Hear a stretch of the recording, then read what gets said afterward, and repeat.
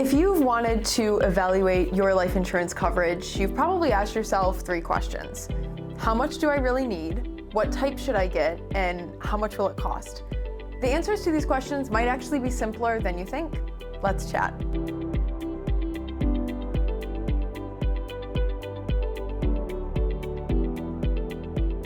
My name is Gina DiGirolamo. I'm here with Dan Seder, managing partner of Blue Chip Partners. And Dan, today we're talking about life insurance, which is an important part of every financial planning process. But unfortunately, I think in our industry, it can sometimes have a lack of transparency. So diving right into this, what would you say to someone evaluating their coverage of how much insurance might they need? That's the first place you go. How much do I need? So it depends on where you are in life. So someone who is on the verge of retirement, who has built up a tremendous amount of wealth and is ready to transition into that next phase of life, may have no insurance need. If they were to pass away, their family would be the beneficiary of the assets that they've built up over the course of their career.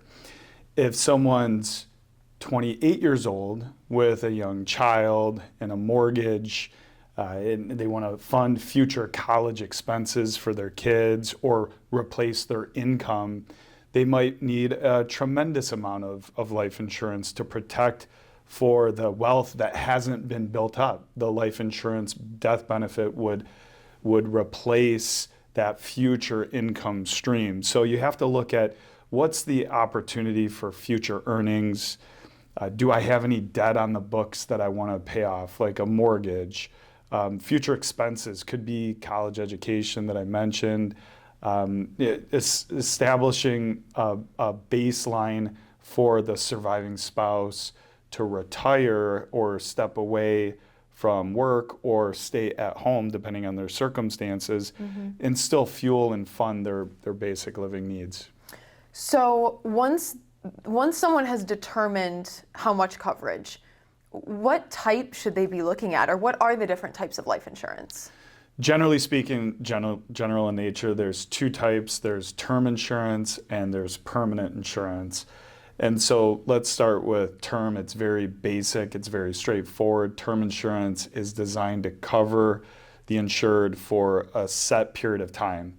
Term insurance can be 10 years in length, 15 years in length, 20 years in length. There are even 30-year term policies. And so what you do is you pay a premium for the coverage. The insurance company offers that coverage as long as you pay the premium. It's called a unilateral contract. If you stop paying the premium at any point, the coverage goes away. There's no commitment. So even if you have a 10-year term policy and you've paid into it for 2 years and you say, I no longer need the insurance, you can just stop paying the premium and the coverage. The policy will lapse and the coverage will go away. There's a separate type of, or different type of policy called permanent insurance. Now there are a number of flavors of permanent insurance, which we don't need to get into today. But permanent insurance is exactly what it sounds like. It covers you for the totality of your life. It's permanent. It doesn't only exist for 10 years, 15 years, 20 years. It covers you for the remainder of your life. So there are different use cases for term insurance, and there are different use cases for permanent insurance. It's important that you understand the difference.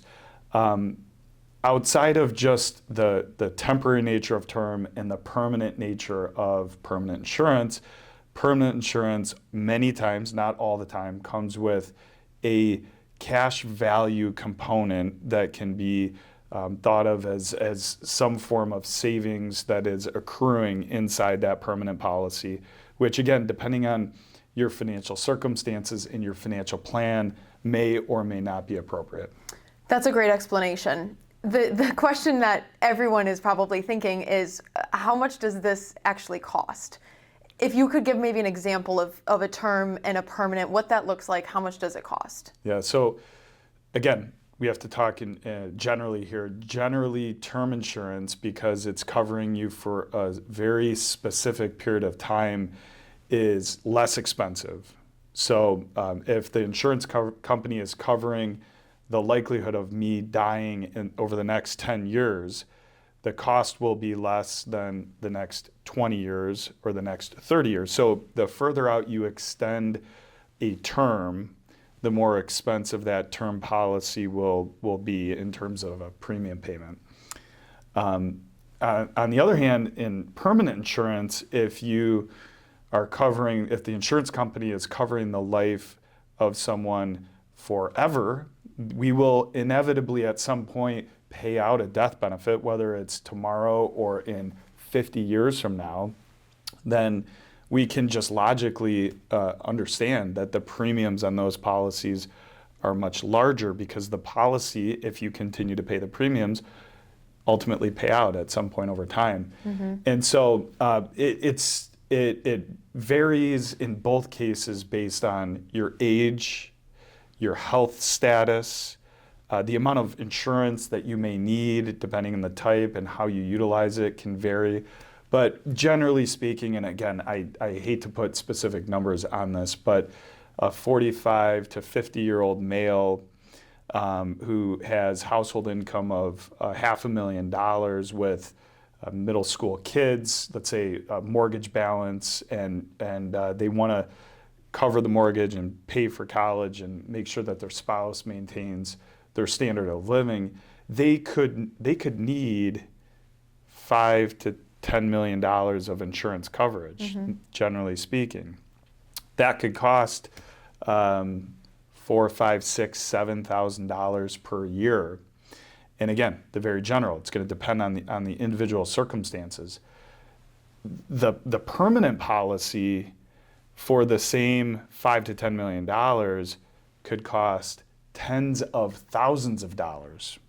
And I don't mean 10,000, I mean tens of thousands of dollars mm-hmm. per year for the same 5 to 10 million of coverage. It's exponentially more expensive. And so you have to really understand the reason why you're implementing term versus permanent and that it fits into your financial plan. We see this so often where an individual or family will have gotten life insurance coverage years ago, maybe when they had their first child or whatever the situation was, and now 20 years later they've never looked at these policies and they're asking, why am I still paying these premiums? So what would you recommend if someone is evaluating their coverage? Like how does that look as your life changes? What should they be thinking about? I touched on this briefly at the beginning, but in many cases, not all, because there are certain circumstances where insurance is very appropriate for the duration of your life. Life mm-hmm. insurance is appropriate for the duration of your life.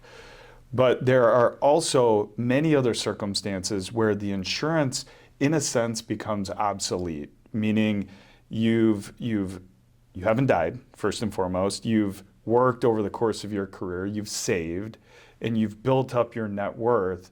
And you're at the point where you're maybe on the eve of retirement and wages moving forward are very limited. You're no longer going to have employment income because you're looking at retiring at some point. Mm-hmm. Well, insurance coverage may not be that important because if that person who's on the eve of retirement passes away, they've accumulated wealth, they've built up their asset base, and their family is most likely going to be okay if they're no longer in the picture economically. I hate to sound insensitive on that, but meaning if they're no longer bringing wages or earned income into the household and they're no longer there, the assets that they've accumulated over time can step in and make up that economic difference. Right. In many or some cases. So there is an environment where the insurance becomes obsolete because you've built wealth and the wealth steps in to replace the insurance. And in that case, if you have insurance policies, as I mentioned before, these are unilateral contracts. If you stop paying the premiums, in many cases the policy will lapse, or you can call and surrender the policy, but you're not required to keep these forever, particularly term. You'd want to be careful on the permanent side. If there is a cash value component, you wouldn't want to stop paying premiums and then the cash value starts to fund a policy that you think is no longer there. So there are some steps and measures that you'll want to take to make sure that you do exit a policy appropriately. But you also want to make sure that it is appropriate in the first place to exit. So it's really building it into your financial plan. I mentioned at the beginning that there's sometimes a lack of transparency when it comes to life insurance. What would you say are some red flags? If you were talking to someone looking at their coverage, what should they look out for? So term insurance, to me, is so straightforward, and you can understand replacing income or paying off a mortgage or covering kids' college costs. It's very straightforward. If this, then that. If I die, my family gets that.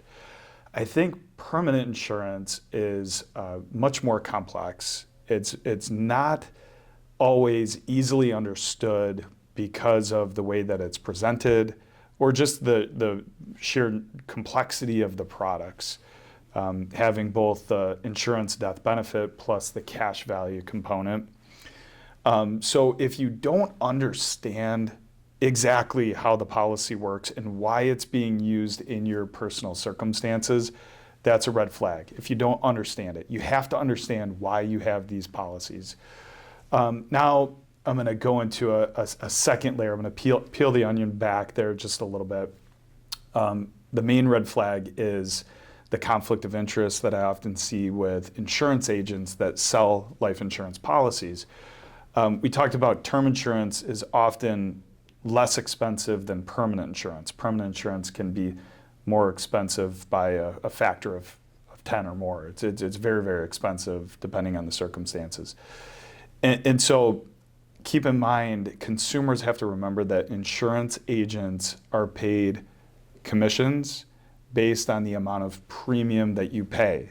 So if you pay a higher premium for permanent insurance, an insurance agent in many cases will get a higher commission.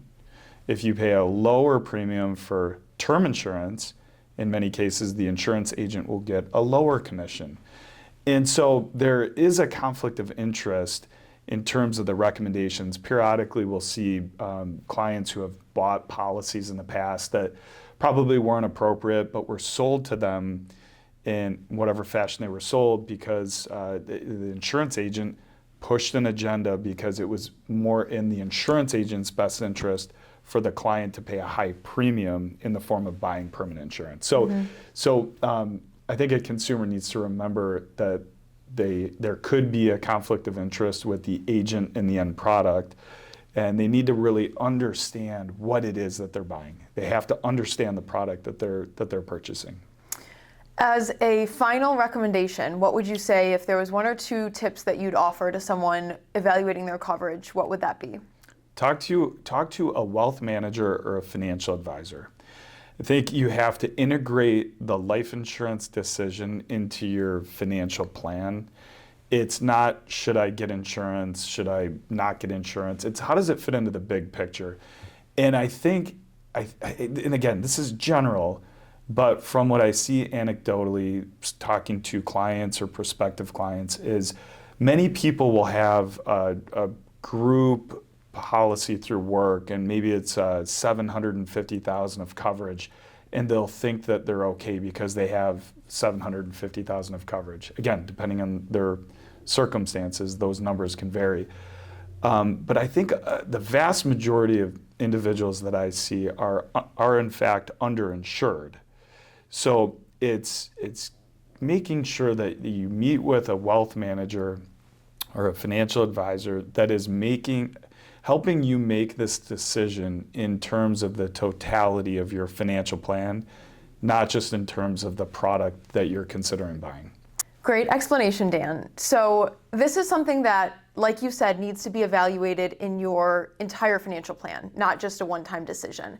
So if this is something that you'd like to review for yourself, if it makes sense, reach out to our team at Blue Chip Partners. We'd be happy to help. Thank you for joining me for the conversation, Dan. Thanks for having me, Gina. Absolutely. And thanks for watching. Can't wait to chat again soon.